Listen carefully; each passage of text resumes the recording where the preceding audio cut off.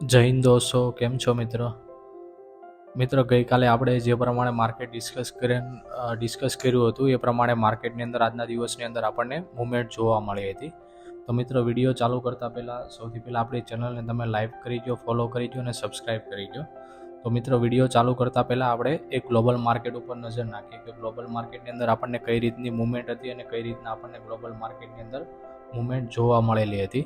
તો મિત્રો સૌથી પહેલાં આપણે સ્ટાર્ટ કરીએ તો આપણે જોઈએ કે ઇન્ડિયન માર્કેટની અંદર તો આપણું નિફ્ટી 50, તો નિફ્ટી 50ની અંદર આજે સારામાં સારી આપણને ડાઉન સાઇડ મુવમેન્ટ જોવા મળી હતી. ઓલ ઓવર 216 પોઈન્ટ નિફ્ટીએ માઇનસની અંદર ક્લોઝિંગ આપેલું છે.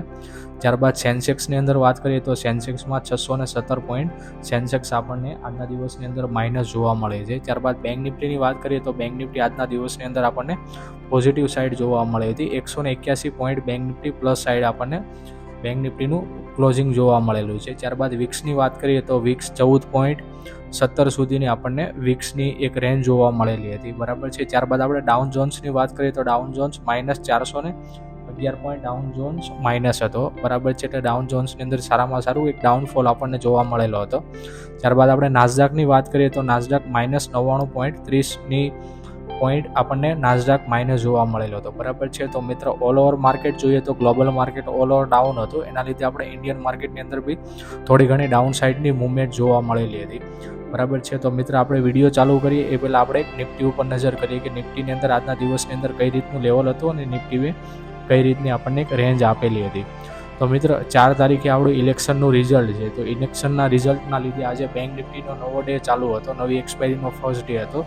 તો ઓલ ઓવર જે આપણે બેંક નિફ્ટીના પ્રીમિયમ જોઈએ ને તો ઇન ધ મનીનો જે લેવલ છે, ઇન ધ મનીના જે સ્ટ્રાઇક પ્રાઇસ હતી ને એમના લેવલ્સ બી આજના દિવસની અંદર 1,000 પોઈન્ટ જેટલા ઇન ધ મનીના પ્રીમિયમ હતા, બરાબર છે. એટલે ઓલ ઓવર જોઈએ તો બેંક નિફ્ટીની અંદર અત્યારે પ્રીમિયમમાં સૌથી વધારે અત્યારે શું કહેવાય કે ઘસારો સૌથી વધારે આજના દિવસની અંદર આપણને જોવા મળેલો હતો. અને હવે જે આવતીકાલે શુક્રવાર, બરાબર છે, ત્યારે એ શુક્રવારે આપણો એક્ઝિટ પોલ છે. ત્યારબાદ આપણે સોમવારે અને મંગળવારે આપણું ઇલેક્શનનું રિઝલ્ટ છે. એટલે ઓલ ઓવર જો આપણે મુવમેન્ટ જોઈએ ને, બરાબર છે, તો હવે જે મુવમેન્ટ આવે છે એ ન્યૂઝ બેઝ મુવમેન્ટ આપણને જોવા મળશે, બરાબર છે, કે ઇલેક્શન રિઝલ્ટ્સના લીધે આપણને માર્કેટની અંદર સૌથી વધારે વોલેટિલિટી જોવા મળશે, બરાબર છે. તો મિત્રો સૌથી પહેલાં આપણે જો વાત કરીએ, બરાબર છે, તો નિફ્ટી આજે સવારમાં જ્યારે માઇનસમાં ઓપન થઈ હતી, બરાબર છે, એટલે ઓલ ઓવર જો નિફ્ટીની એક આપણે રેન્જ જોઈએ ને, બરાબર છે, તો ઓલ ઓવર આપણને નિફ્ટી 100 પોઈન્ટ જેટલી આપણને ડાઉન સાઇડ આપણને ગેપ ડાઉન આજના દિવસની અંદર જોવા મળ્યું હતું, બરાબર છે. એના કમ્પેરમાં જો બેંક નિફ્ટી જોઈએ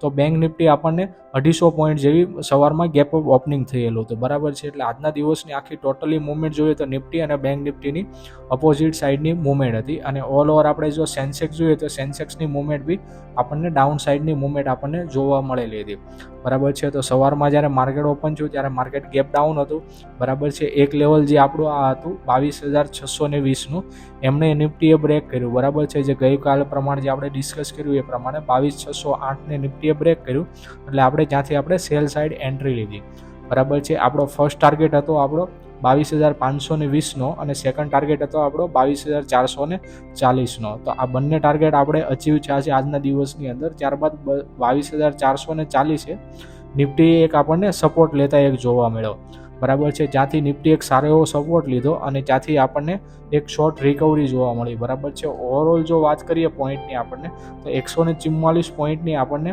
નિફ્ટીએ એક રિકવરી આપણને જોવા મળેલી હતી, બરાબર છે. બાકી ઓવરઓલ માર્કેટ જોઈએ તો ઓવરઓલ આપણે બેંક નિફ્ટીની અંદર સારામાં સારી એક ડાઉન સાઇડની મુવમેન્ટ આજના દિવસની અંદર જોવા મળેલી હતી, બરાબર છે. ઓવરઓલ જો આપણે મુવમેન્ટ કાઉન્ટ કરીએ ડાઉન સાઇડની મુવમેન્ટ તો ઓવરઓલ જે આપણા પોઈન્ટ કન્સિડર હતા, બરાબર છે, 285 પોઈન્ટ આજના દિવસની અંદર નિફ્ટી આપણને ડાઉન સાઇડ આપણને જોવા મળેલી હતી, બરાબર છે. તો મિત્ર સારામાં સારી મુવમેન્ટ કહેવાય અને આ મુવમેન્ટની અંદર નિફ્ટીમાં સારા એવા પુટના પ્રીમિયમ આપણને મળેલા હતા, બરાબર છે. અને પુટની અંદર પ્રીમિયમમાં આપણે સારો એવો પ્રોફિટ આજના દિવસની અંદર લીધેલો હતો, બરાબર છે. મિત્ર જો કાલના જો લેવલનું આપણે ડિસ્કશન કરીએ અહીંયાથી તો કાલના આપણી પાસે 2 લેવલ છે. 22,617નું લેવલ છે અને ડાઉન સાઇડ આપણે 22,390નું લેવલ છે, બરાબર છે. જો આ 2 લેવલમાંથી કોઈ સાઇડ જો નિફ્ટી આપણને બ્રેક કરે છે કાલના દિવસની અંદર તો આપણે એ સાઇડ આપણે એની અંદર એન્ટ્રી કરી શકીએ, બરાબર છે. તો ઓવરઓલ જે મુવમેન્ટ આપણે જોઈએ તો ઓવરઓલ મુવમેન્ટની અંદર આ કાલના દિવસની અંદર સપોઝ કે જો સાઇડ વે નિફ્ટી ઓપન થાય છે તો આપણને 22,520ના એક રેન્જની અંદર આપણને નિફ્ટી ફરતી જોવા મળશે. અથવા સપોઝ કે જો નિફ્ટીની અંદર આપણને પોઝિટિવ સાઇડ જો આપણને એક પ્રીમિયમ જોવા મળે છે, બરાબર છે, તો પોઝિટિવ સાઇડ 22,600 જો 20ને ક્રોસ કરે છે તો ત્યાંથી આપણને નિફ્ટી આપણને અપ સાઇડ આપણને જોવા મળશે. અને ડાઉન સાઇડ જો 22,370ને જો બ્રેક કરે છે તો આપણને અહીંયાથી એક ડાઉન સાઇડ મૂવમેન્ટ જોવા મળશે, બરાબર છે. અને ઓલ ઓવર જોઈએ તો નિફ્ટી આપણને એક સાઇડ વે કાલના દિવસની અંદર જો પરફોર્મ કરે છે તો આપણને આ એક રેન્જની અંદર આપણને નિફ્ટી મૂવ કરતી આપણને જોવા મળશે, બરાબર છે. અથવા તો સપોઝ કે જો એક વખત માર્કેટ ઉપર ખુલે છે તો આ એક આપણો એક રેઝિસ્ટન્સ ઝોન છે. જો આને ટચ કરીને એકવાર જો નિફ્ટી આની ઉપર સસ્ટેન નથી રહેતી તો આપણને ડાઉન સાઇડ મૂવમેન્ટ આપણને અહીંયા સુધી આપણને 22,390 સુધી આપણને જોવા મળી શકે છે, બરાબર છે. તો મિત્રો કાલના દિવસના આપણા બે મોસ્ટ ઇમ્પોર્ટન્ટ લેવલ છે 22,616 અને ડાઉન સાઇડનું લેવલ છે આપણું 22,380નું. જો કોઈ લેવલને બ્રેક કરીને જો ત્યાં નીચે સસ્ટેન રહે છે અથવા તો ઉપરની સાઇડ સસ્ટેન રહે છે તો તમે એ સાઇડ તમે એન્ટ્રી કરી શકો છો. તો મિત્ર કાલના આ લેવલને તમે ફોલો કરીને કાલના દિવસની અંદર તમે સારો એવો પ્રોફિટ તમે અર્ન કરી શકો છો. ધન્યવાદ મિત્રો.